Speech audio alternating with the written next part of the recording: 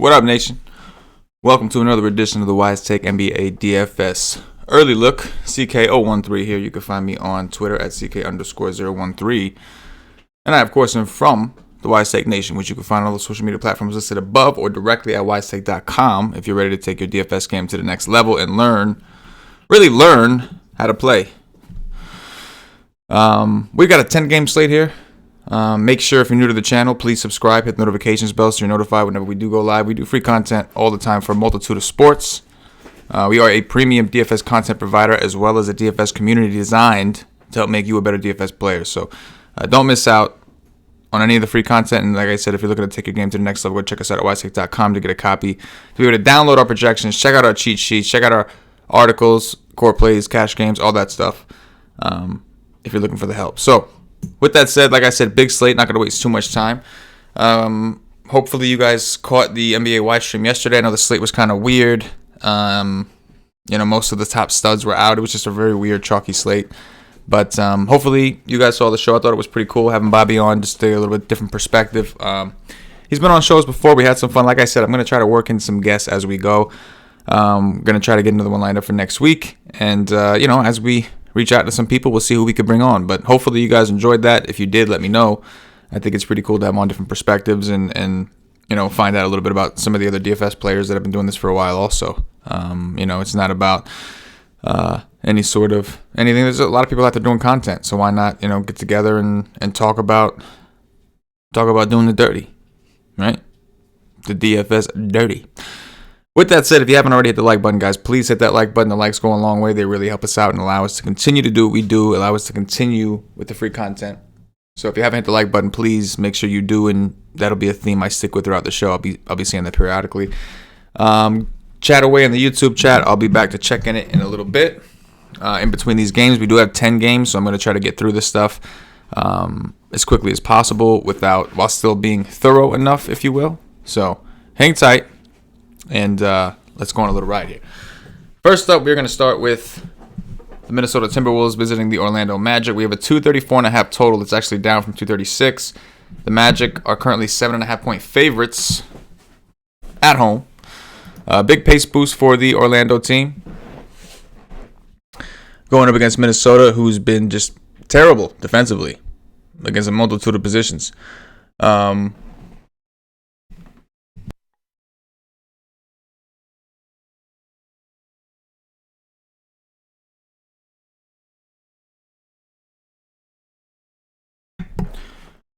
Starting off with the Minnesota side, the road team, pace down spot for them. However, again, considering this is an Orlando team, this is a really high total for the Orlando Magic. Very high total for the Orlando Magic, 234.5. They are one of the slower teams out there. Just kind of a testament to Minnesota, how bad they are defensively and how fast they're playing. Naz Reid is kind of interesting, if you could say, out of foul trouble. Once again on FanDuel, 4,500, very tempting. On DraftKings, the price is up a little bit at 5.5. I mean, it's not really up, but relative to FanDuel, I guess. I don't think it's a terrible spot. I don't think it's, foul trouble is going to be an issue with a guy like Vooch, but Vooch is more of a perimeter player, so that could be a rough matchup issue for Reed, but at the same time, I don't think he's as foul aggressive. He doesn't draw as many fouls, I guess, as some of the other bigs out there. D'Lo, obviously an interesting tournament play, but we have a lot to get through. There's not really a ton that stands out to me here. Obviously, Malik Beasley is playing big minutes and taking a bunch of shots, but I think Naz Reid's probably the most interesting, and I don't feel great about that. I think the Orlando side of this is a little bit more enticing. I did forget to go over the schedule with you guys, so let me just pop out and do a little bit of that real quick. Just a reminder, go check out the schedule notes article. It's a free article that our boy Jay Irv writes, completely free for you guys. I recommend you start your DFS research with the article, just getting an idea of where teams are in their schedule. The NBA schedules are very, very important when it comes to sports betting, fantasy, whatever the case may be. Minnesota's working with a day off. They are in the midst of a 4-6, but they have had a day off. Orlando has had a day off. However, this is the front end of a back-to-back for Orlando. With that said, like we said, massive pace boost for the Magic here. This total is well above what their average totals are in their games. Evan Fournier, very interesting to me. I know the projection isn't quite as high on DraftKings because his price has risen, but we know that he's going to be aggressive and take his shots. I think Vooch is also very interesting in this spot. Minnesota has been, I actually like Vooch a lot. Minnesota's been getting destroyed by bigs. So I definitely think there's some upside in Vooch. I may actually raise his minutes. Plus, the Magic players, like him and Aaron Gordon specifically, have been getting like really solid minutes lately. We've got Aaron Gordon projected for 38 because he's been playing monster minutes. The price is really up there. He didn't play like this all season. This is the kind of stuff we've seen him do like last year, the year before. For some reason this year he kind of took a step back. Even when Isaac first went down, for anybody that thought maybe it was because of Isaac, he just wasn't really doing it, but he's been doing it lately. So I don't know how much we reach him. I think if I'm going to pay that price, I'd rather just go up to Vooch. But I will acknowledge he's been playing really well, right? Like, can't deny that. Can't take that away from him. But yeah, the Magic side getting a big pace boost here. Next up, we got the Charlotte Hornets visiting the Toronto Raptors. We have a 216.5 total, very different change of pace. The Raptors currently 14-point favorites at home. Charlotte, we know, one of the slowest teams in the game, and Charlotte, of course, will be without Malik Monk for a while as he's been suspended. Charlotte's had a day off. It is their third game in 4 nights, but they did have a day off. Toronto's actually had 2 days off, so they're nice and rested. Obviously, blowout potential is certainly on the table in this one. Devontae Graham at 6'4" on DraftKings and 5'7" on FanDuel remains extremely cheap. Same thing with Terry Rozier. If we're going anywhere first, it's got to be those 2 guys. Miles Bridges, I don't mind either. His prices come down. We've seen him play a little bit better, the usage. I've been projecting his minutes really high lately. In the last game, it was a little alarming that he didn't get a ton of minutes, and that was without Cody Zeller playing. That was a little alarming, but I am willing to go back to him. I think these guys' prices are fine. The blowout is obviously a concern, being that they are playing Toronto, but for tournaments, I'm cool with it. I think their prices are low enough to reach in tournaments to where they still have some meat on the bone, some upside there. But at the same time, there's really nothing I'm going nuts about. Again, it's a big slate. We got a lot of games. On the Toronto side, we've got Fred VanVleet, who really, really sucked horribly in his last game against Milwaukee. It was just terrible. His price remains really low. He's still playing big minutes. He played big minutes in that last game despite a terrible, final result. So I'm good with VanVleet. I'm good going right back to him. Projects well on both sides. Kyle Lowry, I don't know how much I reach on DraftKings, being that he's 8-1, but I'm okay with him. Siakam's very interesting just because bigs have destroyed these guys. Serge Ibaka's questionable. If Ibaka plays, I'm cool with him. If Ibaka's out, that's even better for a guy like Pascal Siakam. And, of course, then we'll look at Rondae Hollis-Jefferson, maybe even Chris Boucher, depending on whoever starts. But if Ibaka is in, this is a very good spot for him. And on DraftKings at 5'9", that's a very soft price for him as well. So they've been a little weird with his minutes at times, but this is a spot that centers normally do dirties. If you're concerned about the blowout, I understand. But I still think like guys like VanVleet, Ibaka, some of these cheaper options are still cheap enough to get what they need, even in a blowout. I mean, you got to figure if they blow them out, then it's because they were extremely efficient. However, with that said, guys that are really expensive, I'm a little more hesitant on, like Siakam, if I'm concerned about the blowout, maybe. But it's a really good spot for Siakam. Very, very good spot. Power forwards and bigs in general have just done really well against Charlotte, and I don't see that stopping. So Toronto's got a couple interesting plays, but VanVleet and Ibaka are the main 2 I thought that stood out to me from a pricing perspective. Next game, and then I'll pop into chat, see who's piling in here. We'll see. People want to make that DFS money today. We got the Brooklyn Nets visiting the Atlanta Hawks. Also, another awesome game. Interesting that this game has a lower total. It's only by 1, but a lower total than the Orlando-Minnesota game. Brooklyn's actually been playing really slow, but they're still a decent fantasy team to target against. Atlanta obviously plays really fast. Revenge game for Taurean Prince. Aside from the revenge narrative, the price is just really low on both sides. So I'm good with Taurean Prince today against Atlanta. Foul trouble could be an issue if he's matched up with John Collins too much, but I also think he's going to be a little more aggressive on the offensive end. DeAndre Jordan, Jared Allen, it's a good spot for both of them. Which one is going to get the minutes? That's been a struggle. It's been a real struggle. Sometimes it's neither of them. Sometimes they just go smaller. So a situation worth keeping an eye on. If you want to take a shot in tournaments, I'm cool with it. On FanDuel, Jared Allen being power forward, it goes a long way, kind of helps. But again, the minutes have been really down for him in general. And Jordan has seen an increase in minutes, but not consistently. There are still some situations where he doesn't get full run. But it is a good matchup for centers against Atlanta. Karis LeVert and Dinwiddie are your main 2 studs here. They're not even stud prices. On FanDuel, I love them both. On FanDuel, I play a bunch. I play them both a bunch. 7-3 for Dinwiddie, 7-2 for LeVert. LeVert coming off an awesome game. Another pace-up spot where he can rack up some steals. Should have a lot of opportunities to score. So I like LeVert and Dinwiddie on both sites. Obviously on FanDuel, much easier to reach. On DraftKings, Levert at 8-3. We had to overproject him a little bit to get him there. But I do like him. This game has phenomenal game stack potential. And what I always say, right, I'm always willing to overpay for game stack. Hoping it's the nuts in tournaments. On the Atlanta side, I'm good with Trae Young. He's got flu-like symptoms. He played last game. He's going to play again today. I'm assuming he's going to get big minutes. They're playing Brooklyn, who is not good defensively. I do like Trae Young quite a bit. I like John Collins. This is a team that has struggled against bigs for a while. Assuming the way Dedmon is out still, we should see him play some 5 as well. So I do like Collins. DeAndre Hunter, another minutes play, probably something more I'd consider in a game stack, but just another minutes play, man. He's playing huge minutes. Kevin Huerter is probable, I think, but I saw something about a groin issue. Should he miss, we can take a look at Cam Reddish. I think he would get more run. Maybe even take a look at Jeff Teague. We've seen in the past that they've played Teague alongside Collins at times, so he's been kind of shitty in general really this season in general, but Trae Young and Collins are your mainstays. Hunter, I'm looking at for game stack. Same thing with Huerter, assuming he's in. But if he's out, then we'll want to come here and grab some value here if we can, and see who does what. See who does what. We pop up in there again, guys. If you haven't hit the like button, please hit the like button. I can't see the chat for some reason. I'm not really sure why. Nothing here.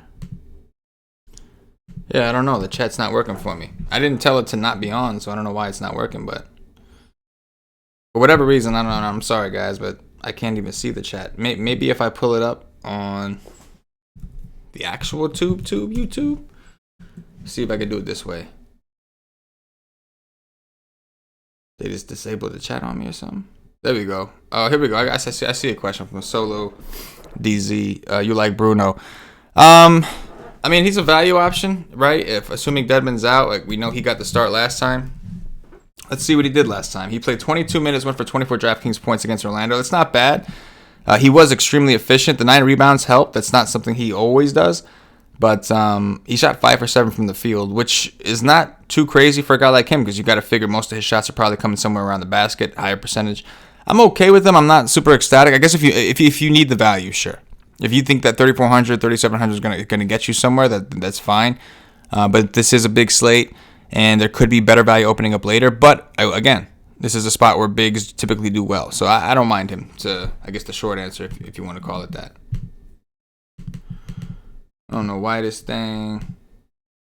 Come on, man. Work with this chat, man. Come on, man. Work with this chat, man. It's all good. I'll just pop it up over there. Again, guys, if you're piling in here, please hit the like button if you haven't already. It really helps us out. Really goes a long way. Allows us to continue to do the free content as we do. Next up, we have the Oklahoma City Thunder visiting the Milwaukee Bucks. We've got a 229 total, which is really high for an OKC game. Dennis Schroeder projecting really well for us. Keep in mind our projections do incorporate pace, so teams that are getting massive pace boosts or teams that are projected to have a lot of possessions in the game are typically going to project better for us. Gallinari looking like a solid option once again. He's always fairly consistent in that 30 to 35 DraftKings point range. Obviously, we want some ceiling here, but he's an option assuming that he does play. I saw some places didn't have him in. But I don't know. I haven't heard. I did some research. I haven't heard anything about him not playing, so I'm assuming he's in. And if he's out, then we'll react accordingly. If he does, for whatever reason, miss, then obviously Schroeder, who already projects well, would be an awesome play. Same thing with we'd give a boost to Chris Paul, Shai Gilgeous-Alexander as well, and even Steven Adams, who's played a lot better lately. He sucked last night, and that really sucked. But he's been playing well in general. This is a matchup against Brolo, pretty soft, should be able to dominate. So I'm good with the OKC side. They're getting a big pace boost, but Schroeder is one of my favorite plays on OKC. Gallo, middle of the road. I'm good with Chris Paul, but again, he's more of that game stack. When I get into the game stacks, I'm willing to overpay if I'm game stacking it. So I'm good here. A lot of these guys getting good pace boosts. Nerlens Noel is another value option if you want to take a shot. Obviously, on a big slate like this, you would think there's going to be better value for you to go with. You feel like you don't have to take such a risky chance on a player that could end up playing could end up playing just 15 minutes if that's the flow of the game. Matter of fact, what has he been playing? Noel. Well, he got in 20 minutes the last two. Yeah, even yesterday he went for 26.25. It's not terrible. Again, if you need it, if you feel like you need it, he's an option to consider. But again, 20 minutes the last two games, 16 and 16. the games before that. So again, that's kind of my issue, is his minutes inconsistent, hard to project consistently at 20. But Dennis Schroeder definitely standing out for us on both sides. As far as the Milwaukee side, we've got George Hill, another potential value option. He's played 20-plus minutes in the last 2 games. Giannis, certainly a set option. They're 10.5-point favorites, the Bucks. So that's something to keep in mind if the game were to get ugly. This is a back end of a back-to-back for Oklahoma City as well. Meanwhile, the Bucks have had 2 days off, so a little bit of a schedule mismatch, though it's not the worst we've seen. Middleton, of Bledsoe, Giannis, and Middleton, as of right now, I think Middleton's probably my favorite. With that said, you could probably tell I'm not in love with the value right now. The mid-tier guys are kind of popping for me a little more. So I'm really more looking at Middleton as an upper mid-tier kind of play. I think Bledsoe's okay, but if you think this game's going to stay close, then Giannis is the one you want. And I'm curious what his ownership's going to look like today. I really am. Definitely curious on what his ownership's going to look like today for me. What up, Justin? What up, bro? How you doing, man? Good to see everybody kind of starting to turn out here as we roll it. Light crowd today, huh? It's all good. I mean, that's more knowledge for us, right? There's some lower ownership options, but lighter crowd today. Hit the like button if you haven't already, guys. All right, let's go on to the next game. We've got the Cleveland Cavaliers and the New Orleans Pelicans. We've got a 237 total. The Pelicans are currently 12-point favorites at home. Cleveland has had a day off. This is the front end of a back-to-back for Cleveland. Keep that in mind. New Orleans has had 2 days off. They're nice and rested. If this game does happen to get ugly, I would expect Cleveland to kind of bail early, being that they have a game tomorrow. With that said, I projected them for full minutes. With Andre Drummond still out, Thompson once again projects well. Fairly cheap if he's going to see the same minutes he saw last time. Kevin Love, an interesting option as well for tournaments. On FanDuel, very, very underpriced. Been playing around 33 minutes or so. With Drummond out, you would think he would go back to his big usage, maybe a couple extra rebounds. Larry Nance, another tournament option who's played well. I like Nance more on FanDuel, where he covers the power forward position for you. He played 30 minutes with Drummond without Drummond, so they're still rotating Nance in between Love and Thompson, and everybody's managing to get decent minutes, at least the way they had it last time. So I'm good with him, but more so on FanDuel. Kevin Porter Jr., always an interesting value play if you want to take a shot. We've seen him get some run, and we know that their plan is to give him more offensive run. They want him to run the offense a little more, take more shots, so as they try to develop him, being that they have nothing to play for. But they are getting paced up pretty good, and that's one of the reasons they're projecting well for us in general. Same thing with Darius Garland and all these guys. But again, it's a big slate. There's going to be a lot of spots that are pretty good, so we don't want to overreact or get crazy. But I do think that a lot of these Cleveland players are interesting, and if they can keep this game close, they could end up being one of the best spots on the slate. But that's an if, right? They've been bad, so we'll see. New Orleans actually been playing pretty well for the most part.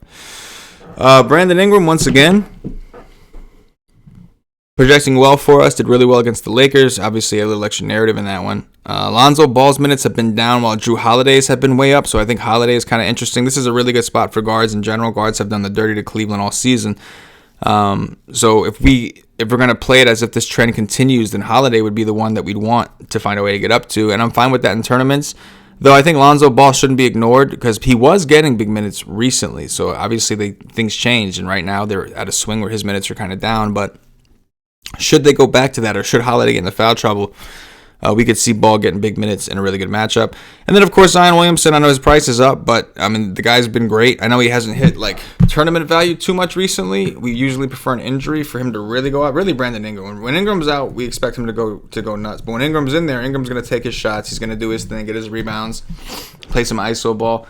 But Lonzo Ball against the Lakers, even though he only went for 41 DraftKings points, he played 33 minutes for the second straight game, and his usage rate was 35.8%. So the usage isn't a problem. He got 19 free throws against the Lakers. So Cleveland, a team that was really bad against bigs before they got Drummond. Not that Drummond's going to make that much of a difference, but without Drummond, they're going right back to the bottom, and against bigs. So I'm good with Zion for tournaments as well.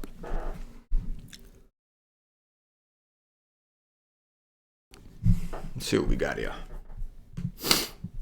We've got the Dallas Mavericks visiting the Miami Heat. What the hell? There it is. So we've got a 230 total here. The Miami Heat minus 2.5. I believe Luka Doncic is questionable. That's obviously pretty big. Dallas working with a day off. Miami's had a day off as well, but this is the front end of a back-to-back for them. If Luka's in, I'm cool with Luka against Miami. Miami's played really slow. They're a better defensive team, but Luka's usage is just so high that anytime he's under 11K, I think he's just priced too softly. I'm okay with Porzingis, although at his prices, it's going to be a little tougher to reach him. To be honest, that's my extent. On a small slate, I may dig through the Dallas guys and try to find something I like, but on a big slate like this, it's Luka first, yes or no, and I say yes. Porzingis, yes or no, I say maybe, and I'm moving on. I think we can find better value to take a chance on elsewhere. There's really not much else in this game that I think from Dallas that I think I really want, which is one of the beautiful things of Dallas, right? On a small slate, we have to dig through the shit. On a slate like this, I'm just sticking with Luka and maybe working in some Porzingis. On the Miami side, Jimmy Buckets looks like a pretty strong option for us, another mid-tier play, projecting well. I'm good with Jimmy Buckets against Dallas. If the game is close, we can see him kind of take charge. Bam Adebayo's price is up, but he's been playing really well, and we've actually seen some centers do well against Dallas depending on the type. Dallas does have some big players, but they don't necessarily play super big, if you know what I mean, like their style of play. So you would think there'd be more I liked here, being that it's a 230 total, but there just wasn't a ton. It's mainly Jimmy Butler on DraftKings. On FanDuel, that's where I think you can take a shot on Jay Crowder. I think you can take a shot on Kendrick Nunn, whose minutes have been elevated again. But outside of that, unless we get some kind of injury last minute, there's just not a ton from the Miami side that I'm super interested in. Sacramento Kings. The fuck? Sacramento Kings visiting the Memphis Grizzlies. We have a 229.5 total. The Kings did play last night, I believe. Do we have a spread for this one? We don't. Oh, yeah. Memphis is -4. How about that? Back end of a back-to-back for Sacramento. Memphis has had a day off, but they do have a game tomorrow. So this is the front end of a back-to-back for them. De'Aaron Fox, I believe he's expected to play, or at least he said something about wanting to play. Let's see if there's any notes on him. He thinks he can play. So I kind of figured once I realized they had a game the next day, and that's why the schedule helps. I kind of figured he was going to miss. But evidently it wasn't that bad. Okay, so according to the note, we had another doctor look at it, and he didn't think it would get any worse by playing. That's what Fox said. So sounds like he's going to try. Now, with that said, this is a really good spot for point guards. Point guards, especially scoring point guards, have done really well against Memphis.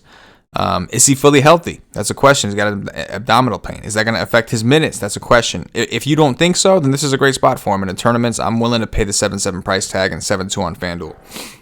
Bogdanovich is cheap. I think he's worth a shot, even though yesterday was kind of disappointing. Bielitz is the one I'm a little worried about. He got some extra run yesterday, but with all the bigs back and if Fox is back, that could affect him. Harrison Barnes has been a minutes play. He's playing a ton of minutes every single night. Alex Len got like 20 minutes last night. I don't love the matchup in this one as much. I felt like yesterday they needed him a little bit more against Adams, but I'm okay with it.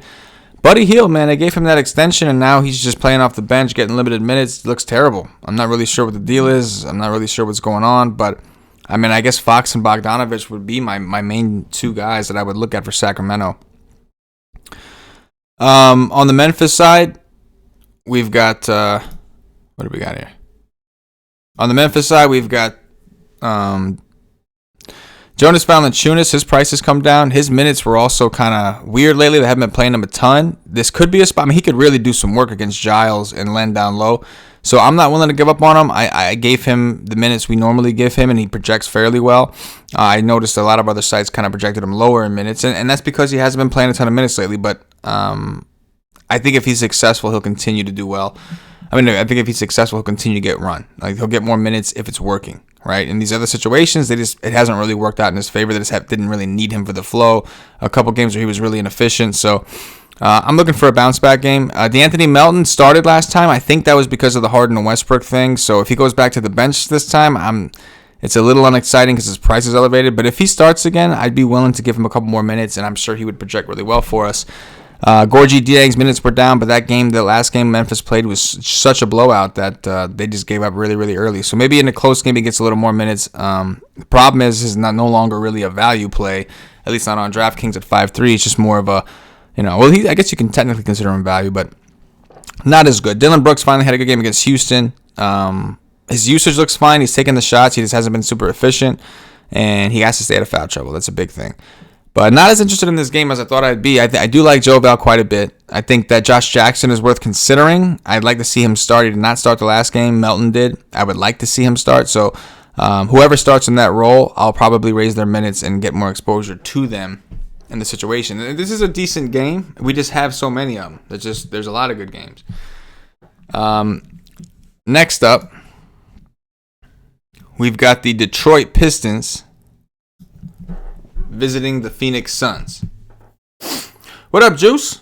What up, bro? Dudley Cassidy says, CK, do you think the Detroit Phoenix game is close? Yeah, we're going to talk about that right now. I do like that game. Also, he says, who's your favorite late night hammer? We'll get through the games and we'll find it, man. That's the whole point of the show, Dudley. We're going to find it right now. Shout out to y'all who are following along. Again, if you haven't hit the like button, guys, please hit that like button. Like I said, it helps us out and allows us to continue to do what we do. So please hit that like button. All right, moving on to Detroit. We've got a 220 total, right? Not great. Phoenix Suns minus 7.5. Detroit has been awful, making a case for the worst team in the league after dumping Drummond and whoever the hell else they decided to drop. Detroit has had 2 days rest. Phoenix has had 1 day off, but this is the front end of a back-to-back for Phoenix.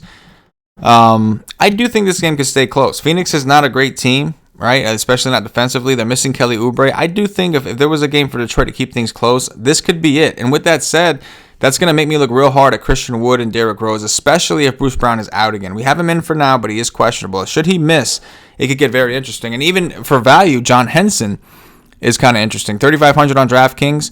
Has been playing like 22 to 23 minutes, and Phoenix is really bad against big, so I think he could be interesting. Foul trouble could be an issue against Ayton, but I actually do like Detroit in this situation. I like Derrick Rose. He got like 27.5 or 28 minutes in his last game and played well, so at least we know they're willing to play him at least at 28, and according to his projection, all we really need is 28 for him to get close to that 6X mark. But I like Christian Wood a lot, man. I think he's going to have a good matchup against Dario Saric. I'm good with him. 7-2 on DraftKings doesn't seem high enough in my opinion. I was fairly conservative with his minutes. We know in a close type setting they could play him even more than 33. Maybe he gets another 34, in which he would project really well for us. So I do like Christian Wood. I like this game in general. I know it's not as high of a total as some of the other ones. It's not going to play at as high of a pace, but there's really not a lot of defense in this. On either side. On the Sun side of the ball, Dario Saric, once again, an interesting value play, especially on FanDuel at 3,800. On DraftKings at 4,800, it's a little steeper, but he did play 31 minutes. Ricky Rubio looked really good lately in general, and in the last game, noting that Kelly Oubre is out. So we expect his minutes to be up. We expect his usage to be up.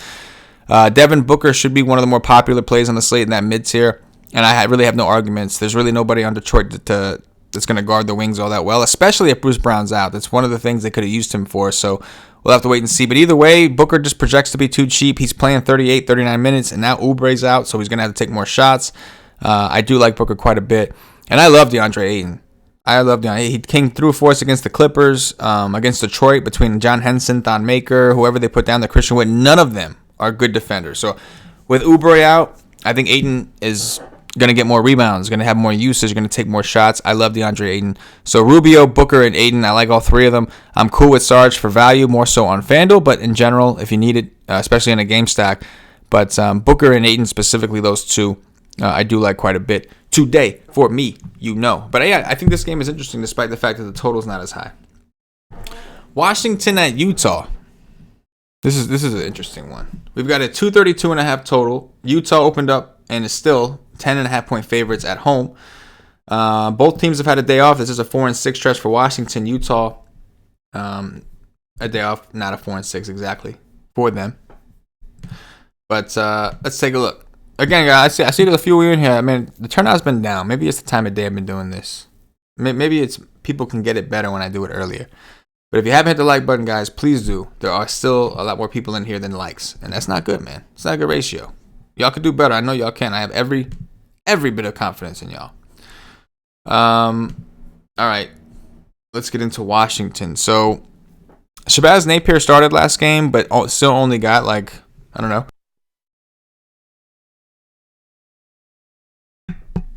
Excuse me, that's some sneeze action. I always try to make sure I hit that mute button so I don't sneeze in y'all's ear because that shit is annoying. But anyway. So Shabazz Napier did start in the last game after having an awesome game the day before, but he didn't close. Ended up only getting 24 minutes. He got into foul trouble right out the gate. He did take 4 to 15 shots, which is awesome to me. The usage was 29.8%. So I'm still willing to play Shabazz. I do prefer it if he starts. This is a tougher play for teams to play generally, but I'm actually good with Shabazz, assuming that he's going to start and not get into foul trouble right away again. Obviously, Bradley Beal, another pay-up option that's in play. His usage since the All-Star break has looked awesome. My only hang-up with him has been his minutes. However, in his most recent games, the minutes have been back. He got 39 minutes against Brooklyn, 41 against Milwaukee, 39 against Chicago. One of those games was an overtime game. I think it was Milwaukee, but the fact that he is playing 39, 40 minutes again, I'm willing to pay for him again. So I know it's Utah. It's not the greatest spot in the world, but I do think that he's got some upside. He's got some value on his price tag. But Shabazz is probably my favorite again, assuming he starts. If he doesn't start, then probably not. We'll see if they start Ish. If he's coming off the bench, I'll still have interest in playing him, but maybe not as high of an exposure as I would if he was starting. Simple as that. Now, the Utah side is getting paced up quite a bit here, right? There should be some value here. A lot of green here. Mike Conley, number 1, 5-1, playing 32 to 34 minutes each game. The usages look good. He's played a lot better since coming back from his hamstring injury. I like Mike Conley a good amount. Donovan Mitchell's played really well lately. On DraftKings, his price has been elevated, but he's earned it. This is a pace-up spot. And then Rudy Gobert, this is a smash spot for Rudy Gobert. He's been terrible lately, but the minutes have been there. He's just been not aggressive at all. But this is a really, really good matchup for Gobert and really good pricing considering the matchup. On both sides. Good pricing on both sides, considering his matchup. So again, I'm good with it. Mike Conley, Rudy Gobert, my 2 favorites. Donovan Mitchell closely behind as a third. Last game here. We've got the Denver Nuggets. Where we at here? Visiting the Denver Nuggets visiting the Los Angeles Clippers. Should be a pretty interesting game. Denver, a slow team, defensive-based team, or at least they try to be. In terms of the schedule, Denver has had 2 days off. The Clippers have had 1 day off. So this is some late-night hammer action for your ass. You know what I mean? I think it's all by itself at 10:30. On the Denver side, I like Will Barton. Maybe he steps it up in this kind. You expect guys to step up in these kind of situations, right? Playoff-type atmospheres. Playing good teams, playing superstars like Kawhi Leonard and Paul George on the other side of this. So I do like Will Barton, but his minutes have been a little down, so I projected his minutes conservatively, but we know his usage is solid when he's on the court. This is an interesting spot for Paul Millsap, just because they may need him a little bit more to play some defense when PG and Kawhi are both in the game. So I don't mind him. Again, I expect him to kind of step it up. Jamal Murray, if assuming that we have, assuming that we have Pat Beverly in there covering him, his matchup could be a little tough. But again, another situation where we know the usage is going to be there. We know the minutes are going to be there. And he's one of their go-to options. This is a great spot for Jokic. The question is, does Jokic become aggressive? Or is he just passive again and kind of letting everybody contribute? When Jokic wants to be aggressive, he can just destroy the Clippers. Not only is he just too big for them, who they're terrible against bigs, but they have nobody that can cover him on the perimeter. So I do like Jokic in tournaments. We have a lot of centers we like. I like Ayton. I like Gobert. I like Jokic. Jokic obviously a lot more expensive, therefore a lot more risky, but the matchup is phenomenal. So I will be looking to grab some exposure here. Right now, Will Barton projects the best for us. I would anticipate getting the most of him at the moment, but we'll wait for some news, do some research, and see if we have to make some adjustments to any of these minutes and see who kind of stands out then. On the Clippers side, Marcus Morris, we know I'm conservative with his minutes because it's a different role. Pat Beverly, I think, could be an interesting value play, assuming that he's in and good to go. Montrezl Harrell, always interesting. The minutes have been down for Lou Williams drastically, which is kind of shitty, getting like 22 minutes each of the last 2 games. They got Reggie there. They're trying to work him in. It's kind of a mess. With that said, I do like Kawhi Leonard as his potential spend up. I don't mind going to Paul George. Paul George has been a little more passive recently. He seems to be limited to around 28, 29 minutes. But the price is really low. 7-1 on DraftKings, 7-3 on FanDuel. And you never know when they decide they're just going to play him. Maybe today's the day against a team like Denver where they may actually need him because Denver's a pretty good team. So we'll have to see. But I do like them. I think looking at the team, Kawhi and PG are my favorites in this situation. Like I said, playoff type atmosphere. So I'll probably do something to raise Paul George a little bit because, again, I think the opportunity cost is too low. Like, we might as well buy in a little bit now that he's down to 7-1. Maybe he will go a little bit lower and we're doing a little early, but I'd rather have a little now than regret not having any and then it's too late. So we'll have to see. I mean, if I bump him to, where is he? Where you at, PG? We got him at 29. Say we move him to 30. Let's see if this thing updates before we get out of here. We'll see.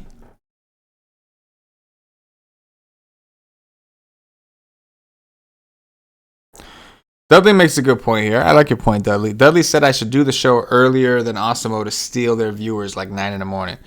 Bro, I can tell you, there's no way my ass is getting. I'm up late, bro. We're hours here. I appreciate. You're right. You're 100% right, Dudley. You're 100% right. That's what I need to do.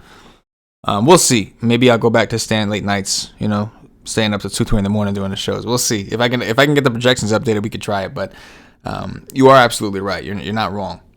That would be the way to go. But me doing it at that time, that's rough for me, man. That's rough for me. That's early. But you are 100% correct. But at the end of the day, bro, if people want to listen to them and not us, that's on them. You want to go follow the herd, be like everybody else, do your thing. I have every bit of confidence in our content. And the members who have stuck with us over the years, they stuck with us for a reason. So we have some of the best members, some of the best viewers, some of the best whatever you want in a game. And we also have some of the best content. So toe-to-toe, let's go. I don't got a problem with it. But Dudley, you're absolutely right in terms of the timing of the show. Absolutely. With that said, guys, that's going to do it for us here. You can see Paul George. I did raise him to 30 minutes. And, of course, now he's in a very reasonable projection. He's reachable. So we'll see if any value opens up that could lead us to be more stars and Scrubsy at some point. And the moment, it's looking a little bit more balanced for me. That's what it's looking like right now. And I'm sure that's going to be the chalky build because I don't think people are going to be reluctant to go to John Henson and some of these Bruno Fernando and some of these other value plays. So we'll see what happens. We'll see if any value opens up. The GQ Rock 007. There's a nice value on Orlando. I agree. Like, we always like to target the pace up teams, right? Teams getting paced up, I mean. So Orlando definitely one of the teams getting paced up for sure. So, but again, like for most of what I saw, I mean, you got James Ennis. You could take a shot on as well for value. But for most of what I saw, I felt it was more about recognizing a lot of the mid-tier plays and kind of liking it. Now, Luka Doncic is questionable. Should he miss? Things could be a little bit different. You know what I mean? Should Luka miss? Then we have to look at Dallas, and they're missing Jalen Brunson, so they may be a little bit easier to project. Obviously, Porzingis in that scenario would be phenomenal. So things could change. We go over this now. We want to cover all these things and kind of be prepared to make our moves.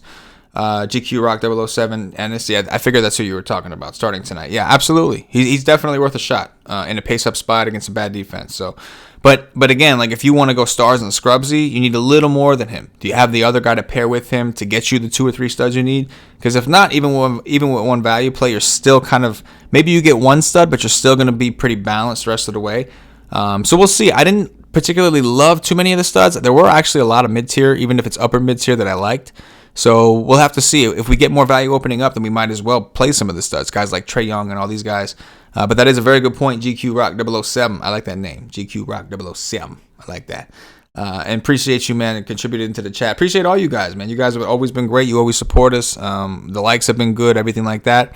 You know, it is what it is, man. There was one time where we were getting thousands of views on these things, and, you know, I went through some family hardship, and we kind of took a little dip since then. But you know what we do? Excuses are like assholes. We talked about this yesterday, right? Everyone's got one, they all stink. We're just going to keep grinding with y'all's help. Keep hitting that like button, keep subscribing, keep watching, and we're going to keep pumping out the free content. Keep grinding and doing what we do, because that's all we got, right? That's all we got. We're going to continue to do it until we dominate this DFS industry like we should. But make sure to check us out on the Wise stream. We're going to have another three-man show tonight. We got Stevie Brown joining me and Paulie for the Wise stream. 5 p.m. Eastern. It starts with a game-by-game with me, as always, just like this, see what change. Hour 2 at 6 p.m. we bring on Paulie and Stevie. We talk some game theory, answer some more questions, do all that great shit. So appreciate y'all as always, man. Y'all are amazing. Miami Mike 305. Luka was down here partying and got bit by the Miami flu. Think he sits. Oh, shit. Shout out to Miami Mike 305, man, keeping us posted with the local news. Luka was down there partying, man. Didn't he just turn 21? Isn't it his birthday? Hold up, did I just forget that? Yeah, today's Luka Doncic's birthday. He turned 21. Luka Doncic turned 21 today. So, absent Miami Mike. So this man happened like this. The schedule just happened to work out where this man ended up in Miami on his 21st birthday. Isn't that a beautiful thing?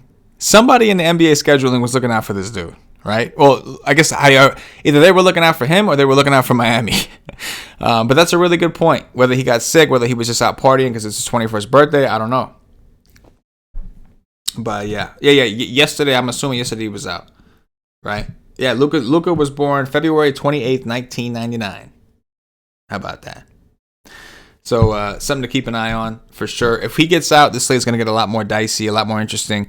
We'll have a lot more value to work with on the Dallas side. We'll have Porzingis chalk, and the whole dynamic of the slate will change. As we always say, guys, NBA DFS is a reactionary game. You got to be ready to react and react properly. So appreciate y'all as always. Hit the like button if you haven't already. We'll be back tonight. Don't miss the Wise stream, 5 p.m. Eastern.